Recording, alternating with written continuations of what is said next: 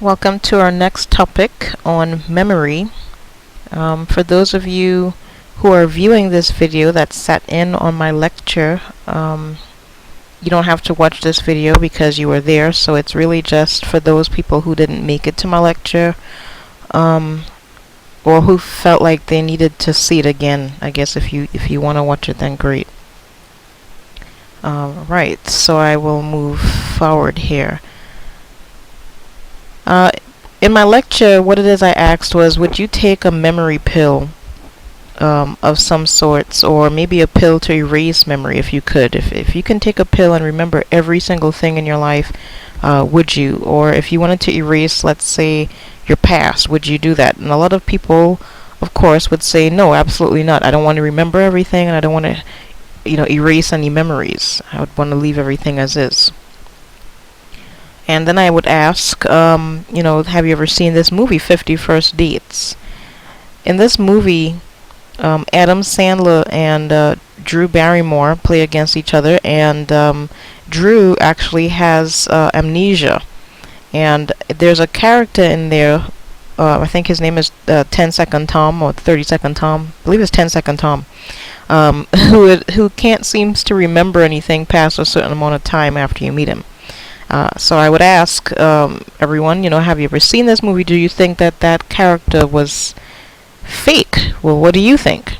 It turns out that there is someone with this type of issue. There's a man with the 30-second memory, and a woman who could not forget, who actually has all of her memories. And when you look at these videos, you'll get to actually meet these people and find out more about them. You'd want to go to YouTube, and either you can pause it here and you can type this YouTube link in, or you can go to YouTube and type in the man with the 30-second memory. I believe it's about 9 to 10 minutes long, and then you can watch the other video, the woman who could not forget. So go ahead and pause it here and look at these two videos, and then we'll discuss. Okay, so we're back, and you got to meet the man with the 30-second memory, Clive Waring, and the woman who could not forget, Jill Price. Jill Price has a condition called hyperthymesia, and she recalls everything and is unable to forget anything. And as you can see in the video, she finds this to be quite debilitating. It's a disability for her almost.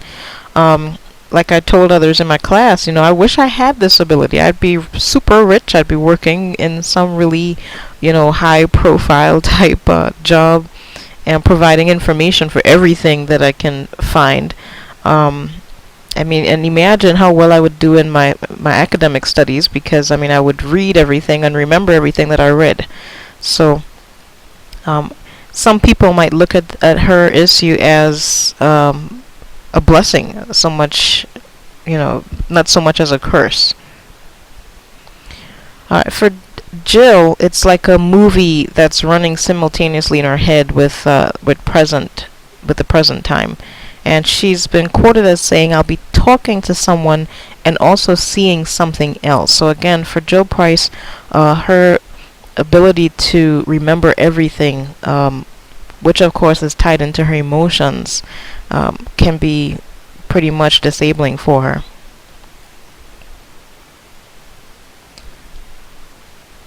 So there's another case study, and this is the case of Henry Molaison, or HM as they call him in the textbooks. In 1953, he had the removal of his hippocampus at age 27, and this was due to him having multiple seizures, and as a result, it ended his ability to form explicit memories. Now, at some point as he aged, when it is he was in his 50s or so, he would look at himself in the mirror and couldn't understand why it is he looked much older than the 27-year-old self he remembered. He looked in the mirror and couldn't understand that. Well, he couldn't form new memories. He could learn new skills, new procedures. So he had his procedural memory was intact, but he had no other memories that he could retain after his surgery.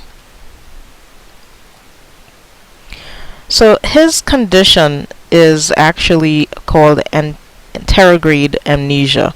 And we're going to learn about two different types of amnesia. There's retrograde amnesia. This refers to an inability to retrieve memory of the past. And then there's anterograde amnesia. This refers to an inability to form new long-term declarative explicit memories. Retrograde amnesia can be caused by a head injury or emotional trauma. It can also be caused by more severe brain damage. It may also include some form of anterograde amnesia. Pretty much what it is Clive Waring has. He has a touch of both. HM and Jimmy lived with no memories of life after surgery, and Jimmy is another character that I didn't include in my earlier slide. This slide also recommends that you look at the movie Memento, where it talks about amnesia, retrograde amnesia to be exact.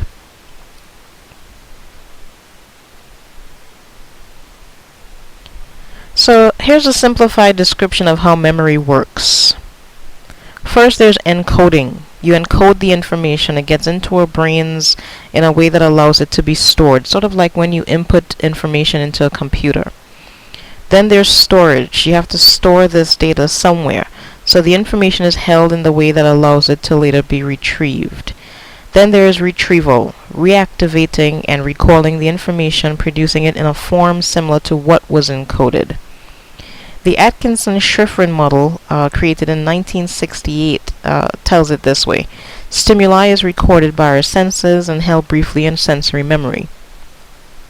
An example of this is your auditory system. If you hear someone cough right now, 5 seconds later, or 3 to 5 seconds later, you'll remember what that cough sounds like. If I asked you what that cough sounded like, can you reproduce that cough the exact same way? You probably have no memory of how that cough sounded 15 to 20 minutes later. So some things are held really briefly in our sensory memory. Some of the information is processed into short-term memory, and it's encoded through rehearsal. Rehearsal could be, for example, repeating it to yourself. For example, trying to remember someone's phone number between your bedroom and your kitchen because you're trying to get a pad and pencil to write that phone number down. So by rehearsing it, it stays into your short-term memory and gets processed there. Now, if it's something that you really have to remember, maybe it's your phone number, over time and through rehearsal, that information then moves into long-term memory where it can be retrieved later on. And of course, this is where it is, you go in and you're able to recall what your phone number is. Now today, that might be a little bit different for some, being that a lot of us may have some issues with that.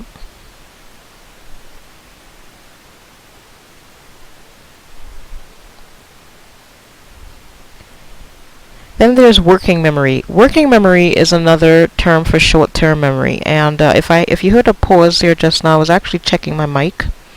So I apologize for that awkward pause. The short-term memory is working memory, and it holds information not just to rehearse it, but to process it. There's auditory rehearsal. This is repeating a password to memorize it. There's executive functions, choosing what to attend to and what to respond to. And then there's visuospatial or sketchpad, which is rearranging room furniture in your mind, as an example. Automatic processing. Some experiences go directly to long-term memory. Some experiences are processed automatically. So there's procedural memory, knowing how to ride a bike, how to drive a car, these types of things, knowing how to type. All of these things get encoded into your memory and you do it automatically. There's conditioned association, such as a smell that triggers thoughts of a favorite place or thoughts of some type of embedded memory. There's information about space, such as being able to picture where things are after walking through a room, as an example. And then information about time, such as retracing a sequence of events if you lost something. And then there's information about frequency, such as thinking, I just noticed that this is the third texting driver that I've passed today. Or I just noticed that this is the second cop that I saw pull someone over for the day. Sensory memory, as mentioned before, deals with, again, the senses. What you see in your visual system, what it is you take in through your, not only your visual system, but also through your auditory system. And a number of other senses, such as taste, remembering what chicken tastes like, unlike Clive Waring, who couldn't remember what taste belonged to what. So how brief is sensory memory? It can consist of about 3 to 4 seconds, such as an echo, or a sound that we hear, the example I gave with a cough.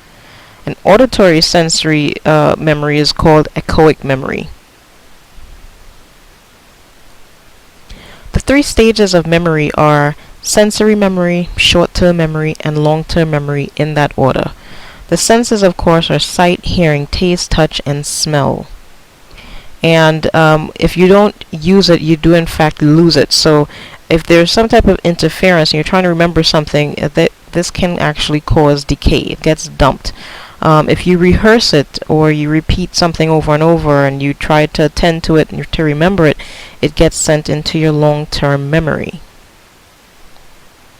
There's effortful processing strategies. In short, we can remember 7 letters and 5 words. That is pretty much our threshold when it comes to remembering or recalling things. And we have a few strategies that we can use in order to remember strings of letters or words when given. Chunking, for example, is one of them. Then there's mnemonics, hierarchies and categories. Rehearsal, of course, is one of them. And semantic processing and deep processing. Chunking, for example, works like this. For example, why do you have credit card numbers broken into groups of 4 digits? 4 chunks are easier to encode or memorize.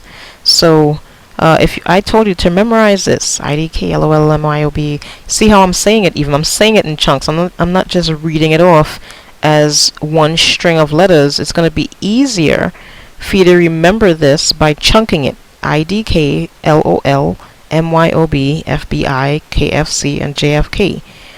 Chances of you remembering it is much more increased for you if you were to chunk it than if you were to just read it as a string and try to remember it that way. Now, there's a typo on here. I have IDK as I don't care, and I keep meaning to change that. I said that in class as well, and every time I see it, it just reminds me, but it should read I don't know, laugh out loud, MYOB as in mind your own business, and so forth and so forth.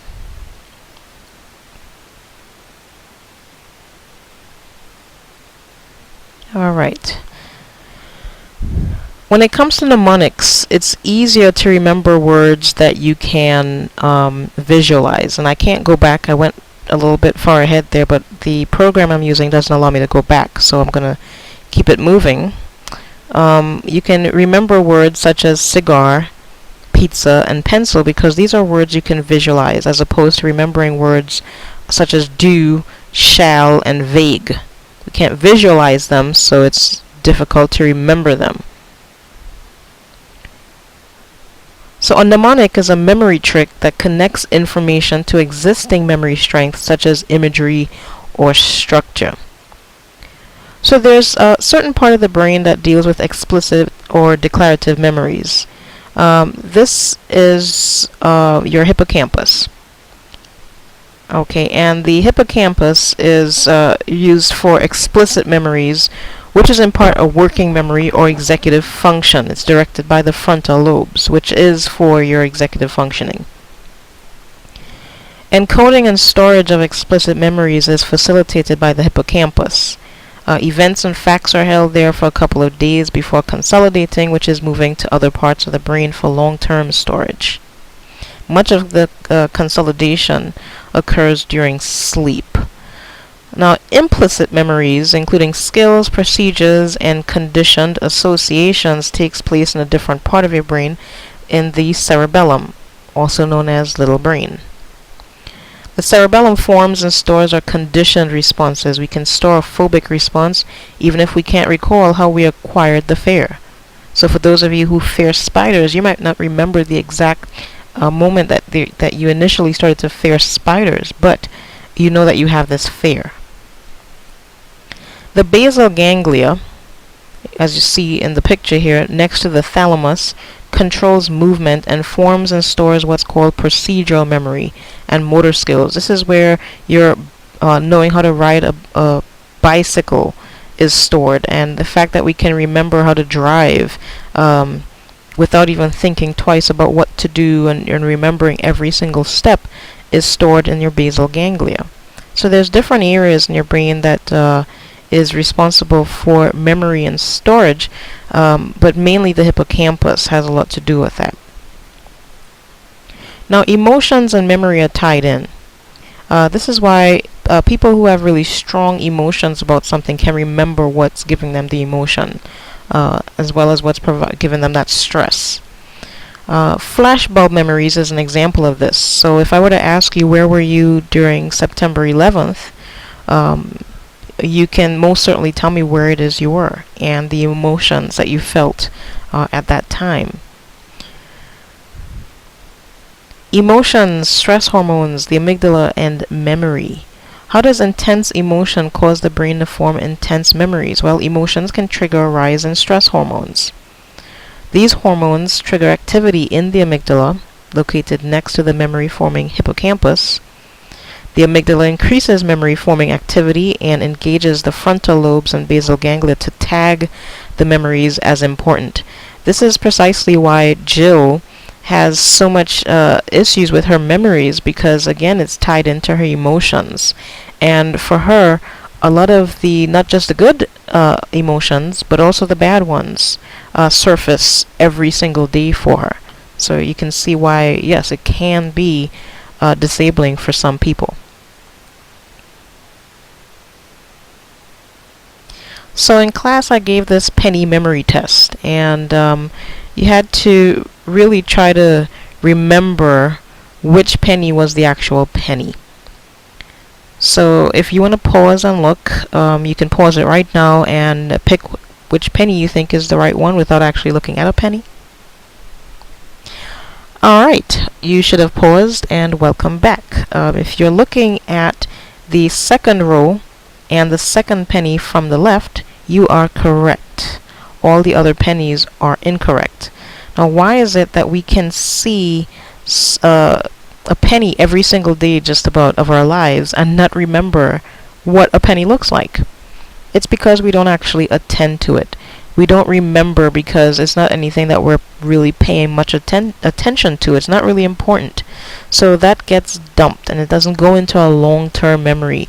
Unless, of course, you work with pennies, you stare at them all day, or you collect them and you know for sure what they look like. But usually people tend to fail at that game.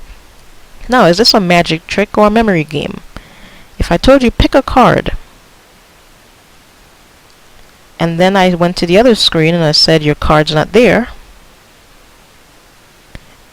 do you think it's a magic trick or memory game? Well, it's a whole lot better when you're in class and I could go back between slides, but here, if you were paying attention or actually attending to the cards that I had up there before, you would have recognized that none of the cards you're looking at here was on that list, or on that slide, excuse me. So it is in fact a memory game, not a magic trick. So if you got the penny image wrong, it's because you failed to retrieve the information through something called encoding failure. It could be that we never paid attention to the penny details and didn't select them from sensory memory to hold in working memory. And even if we once looked at the penny and paid attention to it, we still didn't bother rehearsing it and encoding it into long-term memory. Pretty much what I just said before this slide. Alright, so I'm going to go ahead and leave it right here. And, you know, again, this is really for individuals who it is didn't sit in my lecture in class to get the full lecture, or maybe you wanted to review it for your test, because your test was on memory.